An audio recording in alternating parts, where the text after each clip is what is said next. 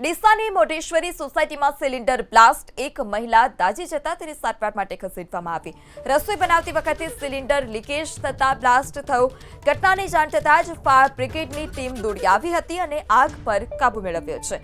તો ડીસામાં રસોઈ સમયે ગેસની બોટલ લીક થતા આગની ઘટના સામે આવી અને જેમાં મોઢેશ્વરી સોસાયટીમાં આ બનાવ બન્યો હતો અને મહિલા કે જે આ ગેસ સિલિન્ડરમાં બ્લાસ્ટ થતા ગંભીર રીતે દાઝી હતી। કિરણબેન દંતાણી કે જેઓ દાઝ્યા હતા અને તેઓને સારવાર માટે હોસ્પિટલ ખસેડવામાં આવ્યા છે।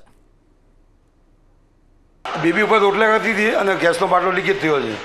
એમાંથી થોડી આગ લાગી, એમાં તાત્કાલિક બેબી નીચે આવી ગઈ છે અને આગ થોડી વધારે લાગી ગઈ અંદર, બરાબર। એટલે ફાયર બ્રિગેડ તરત આવી ગઈ એટલે બધું સોલ્યુશન થઈ ગયું છે અને બધું હળકદોડ બધું ઉલવી નાખ્યું છે। કોઈ નુકસાન થયું નથી એટલું બધું, કોઈ ના બેબી થોડી દાચી છે, ખાલી સાધારણ થોડા વાળ બળ્યા છે એના અને બાકી બધું થડી છે।